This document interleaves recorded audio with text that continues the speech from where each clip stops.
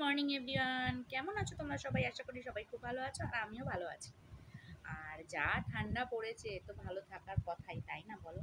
একদম এটা গরম পড়েছে বলা চলে না, কেন মনটা কষ্ট হবে সেই কারণে একদম বলবো না যে গরম পড়েছে। সবসময় বলবো ওই জন্য দেখো ঠান্ডা পড়েছে বলে ঘামাচ্ছি। সবসময় বলবো যে ঠান্ডা পড়েছে, তাহলে মনটা কুল কুল লাগবে। কি কথাটা খারাপ বললাম নাকি? তো আমি তো এটাই বলি ঠান্ডা পড়েছে, তাহলে আমার মনটা একটু ফুরফুর ফুরফুর হতে থাকে। কেন শীতকালের একটা ফিলিংস চলে আসলো, যতই গরম হোক, তাই না? তো চলো, 2-4 দিন পরে আবার একটা ভিডিও নিয়ে আসলাম। কেন, তোমরা সবাই জানো, বারবার এক কথা বলবো না, তোমরা সবাই জানো যে আমি খুব একটা বড় ভিডিও করতে পারি না।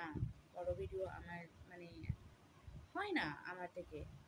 সবার থেকে তো সবটা হয় না, আমার থেকেও হয় না, কেন জানি না। আমি একটু কুড়ে গোছের, তা আমার থেকেও বড় ভিডিও হয় না। তো এই দেখো, এখন কাজবাজ সবই হয়ে গেছে।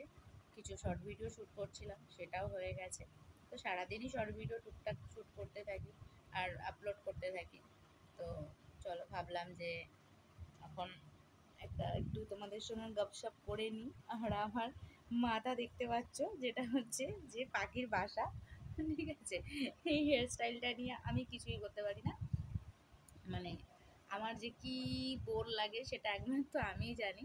যেখানে আমার চুলটা আগে খুবই সুন্দর ছিল, মানে হয়তো ছোট ছিল লেন্থে, কিন্তু খুব ভালো ছিল। যারা আমার আগের ভিডিও দেখেছো চুল খোলা, তারা হয়তো জানতে পারবে, বা যারা আমার ফেসবুক পেজেও গিয়ে আমার ভিডিও আগের দেখেছো, তারাও আমার মানে দেখেছো, তারা বুঝতে পারবে আমার চুলটা, হেয়ার কাটটা সুন্দর ছিল।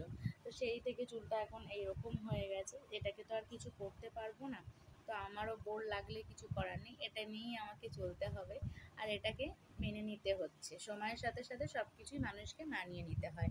তো সময়ের সাথে যখন সবই মানিয়ে নিতে পেরেছি, তো এটা তো আমার নিজের শরীরের মধ্যেই, তাই না? তো এটাকে ভগবানের কিছু দান আছে।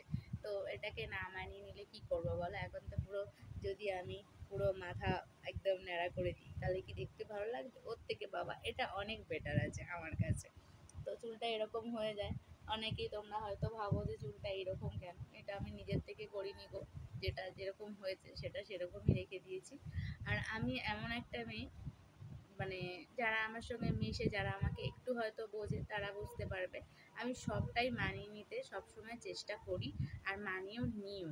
কিন্তু একটা দুঃখের বিষয় কি জানো তো, আমাকে কেউ মানাতে পারে না। আমার কিছু কিছু ছোট ছোট জিনিস আছে বা কিছু আছে, আমাকে কেউ মানাতে পারে না, আমাকে একটু কেউ মানে ভালোবাসা দিতে পারে না। আমি তখন ভাবি যে আমি মনে হয় কারোর থেকে অনেকটা বেশি কিছুই চেয়ে ফেলছি।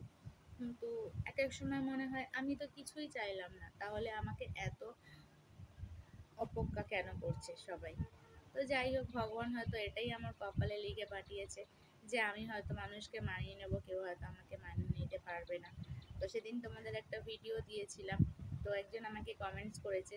তো একটা মুসলিম, মানে কিছু মাইন্ড করো না, আমার একটা সাবস্ক্রাইবার কমেন্টস করেছে, যার কেউ নেই তা আল্লাহ আছে। তো অবশ্যই তোমাদের ক্ষেত্রে আল্লাহ আছে, আমার ক্ষেত্রে ভগবান আছে, ঈশ্বর আছে, সবটাই এক। তো যে যেরমভাবে তাদেরকে ডাকে, যে যেভাবে মানে যার কাস্টে যেটা থাকে, তো সেটা বড় কথা নয়। কিন্তু আমার ক্ষেত্রে না ভগবান বলেও কিছু নেই। ভগবান যদি থাকতো, অন্তত আমার ভাগ্যে একটু ভালো কিছু লিখতো। তা আমার ভাগ্যে ভালো বলে কিছুই নেই। আমি, ভিডিওটা অনেকটাই বড় হয়ে যাবে হয়তো, যাই হোক। তো আমি চেষ্টা করি যে সবার সুখে দুঃখে যেরকমই হোক, মানে সুখের সময় আমি তার পাশে না থাকতে পারলে, দুঃখের সময় তার পাশে থাকার আমার যতটা দিক দিয়ে, সেটা যদি আমার মানে আমার আর্থিক অবস্থা তো ভালো না যে আমি অর্থ দিয়ে কাউকে সাপোর্ট করতে পারবো। হয়তো কোনো কিছু যদি কাজকর্ম করে দিও তার, বা মেন্টালি সাপোর্ট, কাজকর্ম মেন্টালি সাপোর্টও যদি করতে পারি। আমি সবসময় চেষ্টা করি কোনো মানুষকে মেন্টালি সাপোর্ট দিয়েও তার পাশে দাঁড়ানোর।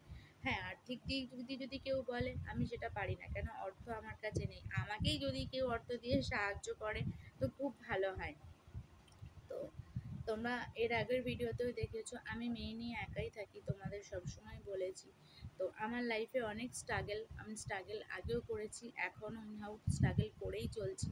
তো সুখ জিনিসটা যারা সবাই বলে না, আমি সুখ, সত্যি কথা বলতে সুখ জিনিসটা কি, আমি যখন আমার বাবা বেঁচে ছিল তখনই বুঝতে পেরেছি সুখটা কি।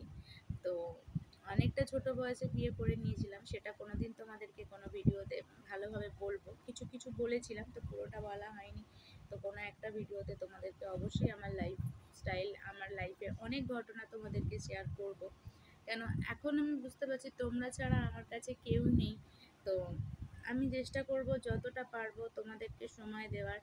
আর তোমরাও চেষ্টা করো, যদি আমাকে তো কেউ ভালোবাসলো না, তোমাদের কাছে এটা একটা আশা রাখছি যে তোমরা যদি আমাকে একটু ভালোবাসো। আর কিছুই না, ভালোবাসাটাই অনেক বড় জিনিস আমার কাছে। তোমরা তো ওখান থেকে এসে আমাকে আর গালি ইরম করে বলতে পারবে না ভালোবাসি।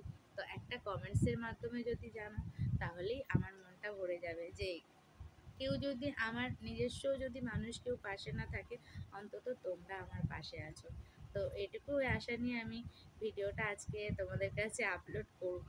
তো কিছু কিছু মানে কিছু কিছু কষ্ট মুখ থেকে বেরিয়ে আসে, সব সময় সব কিছুটা চেপে রাখা যায় না।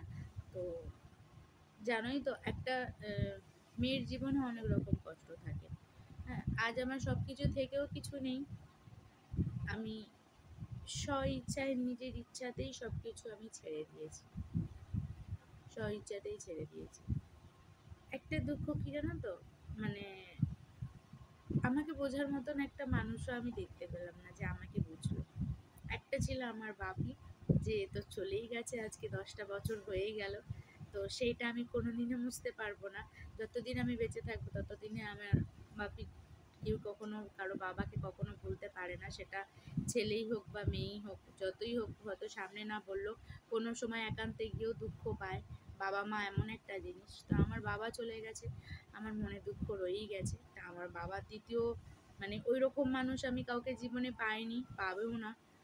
তো এটা একটা অনেক বড় আমার কাছে দুঃখ।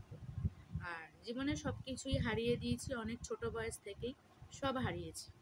তো আছে বলতে গেলে আমার কাছে আমার সন্তানটুকু। আর আমার শারীরিক অবস্থাও খুব একটা ভালো না। আমার দুঃখ এটাই, আমাকে কেউ মেনে নিতে পারে না। জানি না আমার কি ফল্ট। তোমাদের সঙ্গে কথা বলতে বলতে হয়তো তোমাদেরকে অনেক ঘটনা বলে দেব কখনো, তখন বুঝতে পারবে। বা তোমরাও আমাকে বলো আমার কথাগুলো শুনে আমার কি ফল্ট আছে, আমাকে কেন মানুষ ভালোবাসে না। এই জায়গাটায় আমি খুব কষ্ট পাই, মনের ভিতরে অনেক দুঃখ কষ্ট নিয়ে থাকি। তো চলো, আবেগ এমন একটা জিনিস, কথা বলতে গেলে আবেগ জিনিসটা দেখে অনেক কথা বেরিয়ে আসে। তো কিছু কথা হয়তো বলেই ফেললাম, যদি কিছু ভুল ত্রুটি কিছু বলে থাকি আমাকে ক্ষমা করে দিও। আর যদি তোমাদের মনে হয় যে তোমাদের পরিবারের আমি কেউ, তাহলে অবশ্যই আমাকে একটু ভালোবেসো, আমাকে কমেন্টস করে তোমরা জানিও। আর চলো টাটা, এইটুকু, বাই বাই। আর আমার চ্যানেলটাকে অবশ্যই সাবস্ক্রাইব করো, না হলে আমার ভিডিওগুলো তোমরা দেখতে পাবে না। তো চলো টাটা, বাই বাই।